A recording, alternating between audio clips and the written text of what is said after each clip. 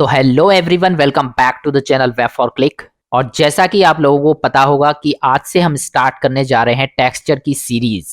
Texture का नाम आते ही बहुत सारे लोग सोच रहे होंगे कि सिंपल हम इसमें कुछ कलर्स और कुछ इमेज टेक्सचर्स अपने ऑब्जेक्ट्स पे अप्लाई करके देखेंगे। तो सबसे पहले मैं आपको बता दूं कि ये आपकी बहुत बड़ी गलतफहमी है। टेक्सचर्स की मदद से हम बहुत सारी ऐसी चीजों को क्रिएट कर सकते हैं जिसको हम अपने सीन में यूज कर सकते हैं। और ब्लेंडर में अलग अलग टाइप के कलर्स और टेक्सचर्स को हैंडल करने के लिए हमें मिलते हैं 4 ऑप्शंस।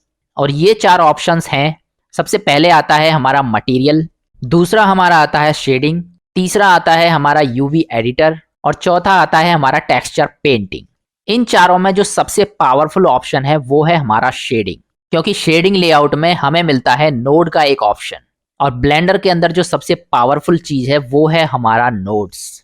तो यहाँ शेडिंग की मदद से हम बहुत सारी ऐसी चीजें कर सकते हैं जिसके बारे में आप सोच भी नहीं सकते। शेडिंग में जो हमारे पास नोड का ऑप्शन है, इसमें नोड की मदद से हम बहुत सारे अलग अलग तरह के ग्रेडियंट बना सकते हैं, अलग अलग तरह के टेक्सचर्स बना सकते हैं। यहाँ तक कि हमें अगर अपने पीछे एनवायरनमेंट की लाइट को सेट करना है तो पीछे एनवायरनमेंट की लाइट तक को हम इसमें मैनेज कर सकते हैं। इसके अलावा अगर आप कोई सीन बना रहे हैं तो उसमें जो बैकग्राउंड है उसमें किसी भी टाइप का कलर उसमें दे सकते हैं। यहाँ तक कि आप उसमें बहुत ही बेहतरीन तरीके से स्काई यानी कि बादल भी डिजाइन कर सकते हैं।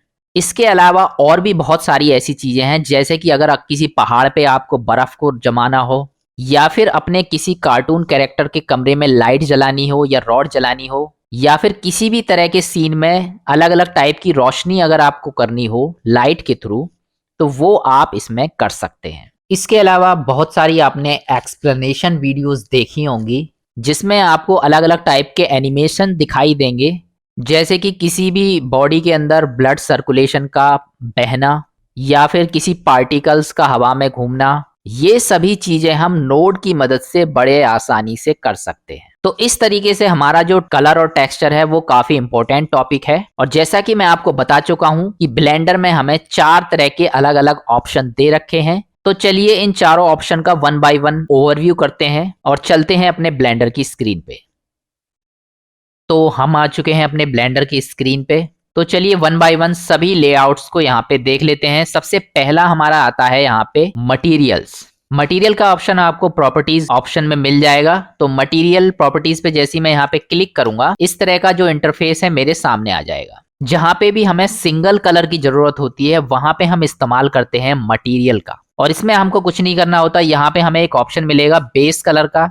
सिंपली इस बेस कलर पे क्लिक करना है और जैसा चाहो वैसा कलर आप यहाँ पे सेलेक्ट कर सकते हैं। मान लीजिए मैं इसको ग्रीन कर देता हूँ। यहाँ पे कलर करने के बाद वो यहाँ पे डायरेक्टली रिफ्लेक्ट नहीं होगा। रिफ्लेक्ट कराने के लिए आपको जाना पड़ेगा यहाँ पे कलर वाले ऑप्शन। ऊपर ये 4 जो ग्लोब दिखाई दे रहे हैं, इसमें जो तीसरा ग्लोब है हमारा, ये हमारा कलर का ग्लोब है। इस पे क्लिक करने के बाद में इसमें जो भी कलर होगा वो चीज हमें यहाँ पे दिखाई देने लगेगी। कलर अगर आपको चेंज करना है तो सिंपली आपको कलर पे क्लिक करना है। अगर आप इसको जो ऑप्शन है इसको नीचे की तरफ खींचेंगे तो ये इतना ही डार्क हो जाएगा आपका, जितना ऊपर करेंगे उतना लाइट हो जाएगा। और यहाँ पे हम ये जो सर्कल है इसकी मदद से अपना कलर यहाँ पे चेंज कर सकते हैं। फिलहाल मैं इसको वापस से ग्रीन कर देता हूँ इस तरीके से। जब भी हम यहाँ पे ऑब्जेक्ट मोड में होते हैं तो पूरी की पूरी बॉडी पे ये कलर यहाँ पे काम करेगा, लेकिन हम चाहते हैं कि इसके किसी एक पोर्शन पे अगर यहाँ पे कलर करना चाहते हैं तो उसके लिए हमें जाना पड़ेगा एडिट मोड में। और यहाँ फेस पे क्लिक करके हम इसका कोई भी फेस सेलेक्ट करके यहाँ पे कलर कर सकते हैं। अगर आपको कोई नया कलर इसमें जनरेट करना है तो यहाँ पे आपको प्लस का ऑप्शन मिलेगा, इस पे आपको क्लिक करना है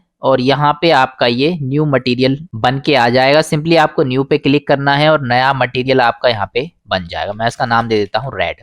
मटेरियल बनने के बाद सबसे पहला काम आपको काम करना है कि रेड को सेलेक्ट करना है और असाइन कर देना है। असाइन करते ही मेरा मटेरियल इसमें असाइन हो जाएगा। उसके बाद इसको सेलेक्ट करें चाहे ना करें, आपको सिंपली यहाँ पे कलर को चेंज करना है और मेरा कलर यहाँ पे इसमें चेंज हो जाएगा। तो इस तरीके से आप यहाँ पे अपने ऑब्जेक्ट को एडिट मोड में आके कहीं पे भी किसी भी जगह पे कलर कर सकते हैं। अगर आपको ये मटेरियल डिलीट करना है तो एडिट मोड में कभी भी हम मटेरियल को डिलीट नहीं कर सकते। अगर मैं इसको डिलीट करने की कोशिश करूंगा तो आप देख सकते हैं यहाँ पे एरर आ जाएगी। मटेरियल डिलीट करने के लिए वापस से आपको ऑब्जेक्ट मोड में जाना है, तभी आप इसको यहाँ पे माइनस पे क्लिक करके डिलीट कर सकते हैं। तो जहां पे भी हमें सिंगल कलर की जरूरत होती है वहां पे हम इस्तेमाल करते हैं मटेरियल ऑप्शन का। अब आपने देखा कि सिंगल कलर तो मैंने इसमें बड़े आसानी से इस्तेमाल कर लिया, लेकिन अगर मैं इसमें ग्रेडियंट का इस्तेमाल करना चाहता हूं तो यहाँ पे कोई भी यहाँ पे ग्रेडियंट का ऐसा ऑप्शन नहीं है जिसकी मदद से मैं यहाँ पे इसमें ग्रेडियंट इस्तेमाल कर सकूं। तो जब हमें मल्टीपल कलर्स की जरूरत होती है या फिर भयानक तरीके से टेक्सचर या फिर बहुत सारे ऐसे मटेरियल्स बनाने की जरूरत होती है, तब उसके लिए हमें यहाँ पे दूसरा लेआउट दे रखा है जिसका नाम है शेडिंग। जैसे ही मैं यहाँ पे शेडिंग पे क्लिक करूंगा ऑटोमेटिकली मेरी एक विंडो यहाँ पे आ जाएगी और जो जो चीजें मुझे कलर के लिए चाहिए वो सारी चीजें यहाँ पे मिल जाएंगी। ऊपर का पैनल जो है इसमें मैं देख सकता हूँ कि मेरा जो यहाँ पे ऑब्जेक्ट है वो किस तरह का दिखाई देगा। डॉट का बटन लाके मैं इसको यहाँ पे फोकस में ले सकता हूँ।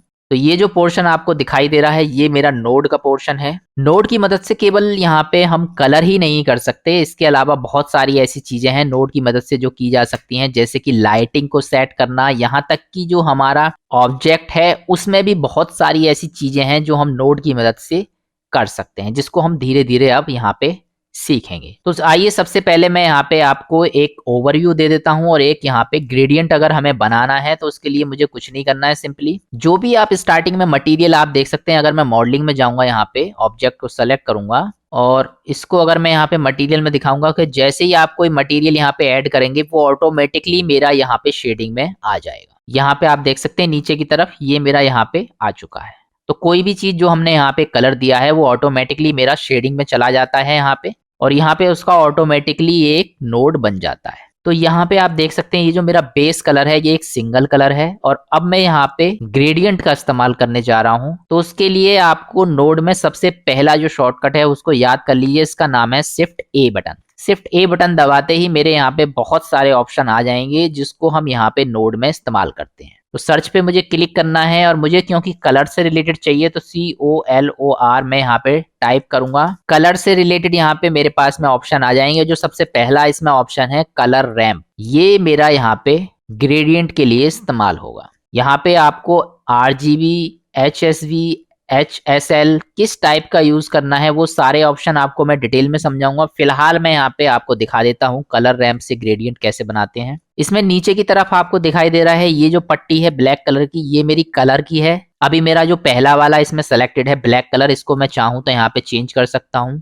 ये जो इसमें कर्सर है इसको नीचे से ऊपर की तरफ ले जाऊंगा तो कलर लाइट हो जाएगा, नीचे की तरफ लाऊंगा तो ये ब्लैक हो जाएगा। तो सबसे ऊपर मैं ले जाता हूँ इसको, इसका कलर मैं यहाँ पे येलो कर देता हूँ। अब मुझे जो इसमें दूसरा ऑप्शन दिखाई दे रहा है यहाँ पे, ये जो मेरा छोटा सा एरो दिखाई दे रहा है आपको, ये जो हमारा दूसरा कलर है ये उसका कंट्रोलर है। इसको मैं जैसे ही क्लिक करूंगा आप देखेंगे यहाँ पे इसका जो कलर है वो आ चुका है और यहाँ पे मैं इसका जो कलर है कर देता हूँ ब्लू। अब दोनों कलर का एक ग्रेडियंट यहाँ पे बन चुका है। इसको मैं बेस कलर से रिप्लेस करना है तो कलर को मैं यहाँ पे बेस कलर से कनेक्ट कर दूंगा और इसका जो कलर है वो यहाँ पे इसमें अप्लाई हो जाएगा। अभी ये मेरा क्या कर रहा है, दोनों कलर को मिक्स करके जो इसका बीच वाला कलर बन रहा है उसको ये यहाँ पे ले रहा है, यानी इसकी बॉडी पे ये हमारा मिक्स करके इस पे अप्लाई कर रहा है। तो इसके लिए हमें दोनों कलर के बीच में एक कोऑर्डिनेशन बनाना होगा और उसके लिए हमें जरूरत पड़ेगी कलर कोऑर्डिनेटर की। तो मैं शिफ्ट ए बटन दबाऊंगा, यहाँ पे सर्च पे क्लिक करूंगा और ऑप्शन सेलेक्ट करूंगा टेक्सचर कोऑर्डिनेटर।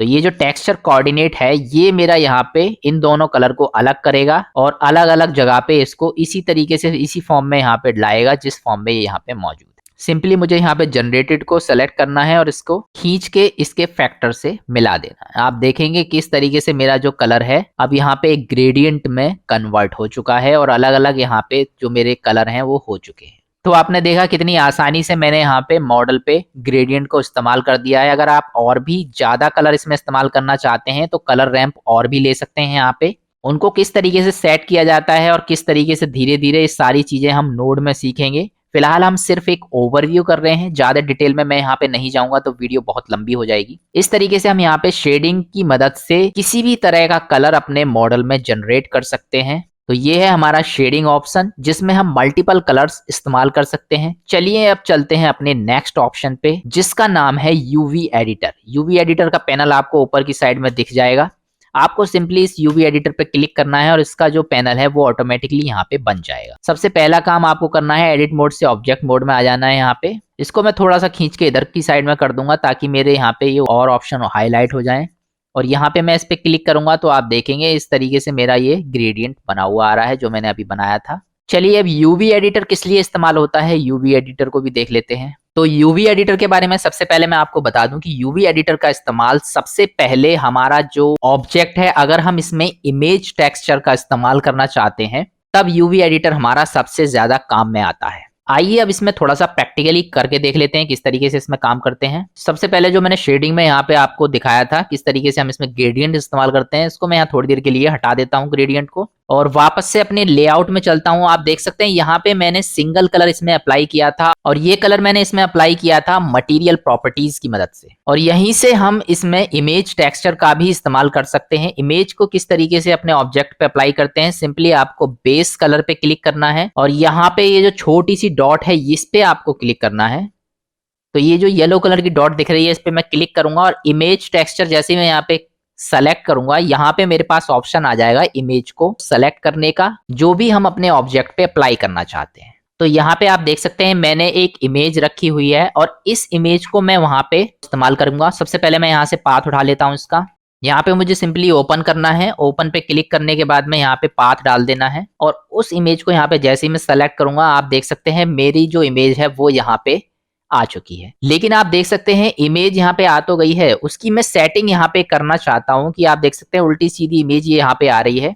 अगर मैं इसकी सेटिंग करना चाहता हूँ तो उसके लिए मैं यहाँ पे यूवी एडिटर का इस्तेमाल करूंगा। इसके अलावा यूवी एडिटर और भी बहुत सारी चीजों में इस्तेमाल होता है, इसके लिए हम जब डिटेल में समझेंगे तो आपको अच्छी तरीके से मैं यहाँ पे एक्सप्लेन करूंगा। तो यहाँ पे आप देख सकते हैं सबसे पहले मुझे ऑब्जेक्ट मोड में इस तरीके से ये उल्टा सीधा आ रहा है। अब मैं चाहता हूँ कि इसमें ये जो मेरी इमेज आ रही है इधर की साइड यूवी एडिटर में, इसमें पर्टिकुलर जगह पे मुझे ये यहाँ पे अप्लाई करनी है या पर्टिकुलर कलर यहाँ पे इस्तेमाल करना है। तो उसको कैसे करेंगे आइए थोड़ा सा इसका ओवरव्यू देख लेते हैं। इसके लिए सिंपली ऑब्जेक्ट को सेलेक्ट करना है, आपको जाना है एडिट मोड में।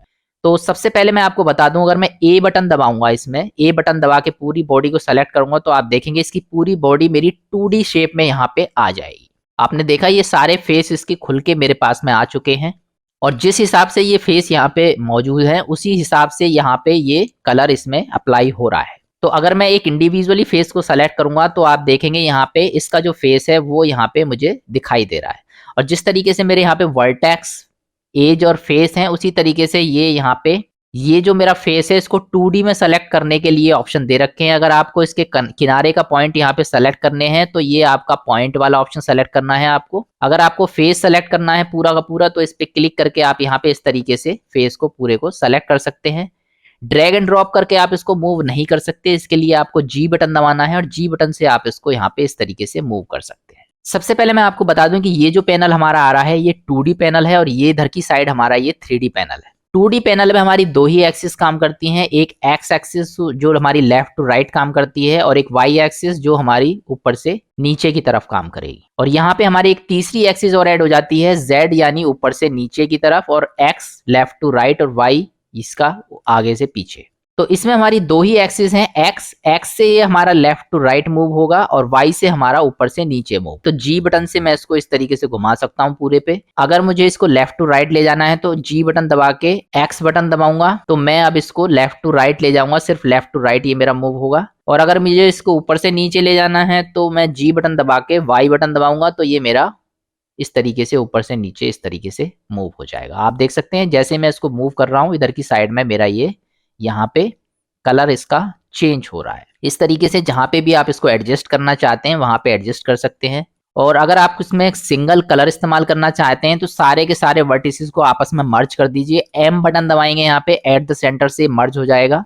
आपने देखा एक छोटा सा बिंदु ये मेरा बन चुका है यहाँ पे। और जी बटन से मैं जो भी कलर इसमें इस्तेमाल करना चाहता हूँ वहां पे इसको रख दूंगा और वो कलर मेरा यहाँ पे अप्लाई हो जाएगा। इसको मैंने यहाँ पे रख दिया तो मेरा ब्लू कलर यहाँ पे अप्लाई हो जाएगा। सिंपली मैं इसको यहाँ पे अनसेलेक्ट करूंगा तो ये वाला कलर इस आप देख सकते हैं किस तरीके से मेरा यहाँ पे अप्लाई हो चुका है। अगर मैं इस फेस को सेलेक्ट करूंगा और ये जो बिंदु है वापस से मुझे इसको फेस में कन्वर्ट करना है तो उसके लिए मैं यूवी का यू बटन दबाऊंगा यहाँ पे और इसको अनरैप कर दूंगा तो मेरा वापस से ये मेरा फेस बन जाएगा। इसको एस बटन दबा के मैं स्केल कर सकता हूँ जितना मुझे ये स्केल करना है। तो इस तरीके से ये सारी चीजें आपको ध्यान में रखनी है और यूवी एडिटर की मदद से आप अपना यहाँ पे जो भी ऑब्जेक्ट होगा उसमें आराम से अपना कोई भी कलर यहाँ पे एडजस्ट कर सकते हैं बड़ी ही आसानी से। 4 सर्कल रखने हैं आपको तो ये 4 सर्कल मैं यहाँ पे सेट कर सकता हूँ इस तरीके से। तो इस तरीके से इमेज के लिए हमारा ये यूवी एडिटर इस्तेमाल होता है और हर एक फेस में, हर एक जगह पे जहाँ पे भी आप इमेज को सेट करना चाहते हैं यूवी एडिटर की मदद से कर सकते हैं। इसमें अभी बहुत सारी ऐसी चीजें हैं जो आपको जाननी है और जिसको जानने के बाद आप हैरान रह जाएंगे कि इस तरीके से भी हम अपनी सेटिंग कर सकते हैं। ये सभी चीजें हम डिटेल में समझेंगे यूवी एडिटर में। चलिए अब आगे बढ़ते हैं। Last but not the least हमारा आता है टेक्सचर पेंटिंग। टेक्सचर पेंटिंग भी आपका यूवी एडिटिंग की तरह ही यहाँ पे खुलेगा। फिलहाल वीडियो काफी लंबी जा रही है तो ये हमारा टेक्सचर पेंटिंग का ऑप्शन है और इसके बारे में मैं आपको बता देता हूं। जब भी हमें कहीं पर्टिकुलर जगह पे पेंट करना है अपने कैरेक्टर में, किसी भी उसके माउथ को या फिर उसकी बॉडी में कहीं पे पेंट करना है या फिर अपने मॉडल के कहीं भी किसी एरिया में कुछ अलग अलग टाइप के टेक्सचर्स बनाने हैं, तो वहां पे हम यहाँ पे टेक्सचर पेंट का इस्तेमाल करते हैं। पुराने जो हमारा वर्जन है ब्लेंडर के उसमें ये ऑप्शन इसमें इतने नहीं मिलेंगे। ये हमारे जो नए वर्जन है उसमें सबसे ज्यादा ऑप्शन आपको मिल जाएंगे। तो ये था हमारा कलर का पूरा कॉन्सेप्ट जिसमें हमने चारों पैनल्स यहाँ पे 1 बाय 1 खोल कर देखे, उनको देखा किस तरीके से हमारा यहाँ पे ये काम करते हैं और किस तरीके से यहाँ पे ये दिखाई देते हैं। ये सब हम डिटेल में समझेंगे और सीरीज में 1 बाय 1 एक एक चीज पे वीडियो आएगी। तो मिलते हैं नेक्स्ट वीडियो में, तब तक के लिए good bye. If you like this video, please like, share, and subscribe.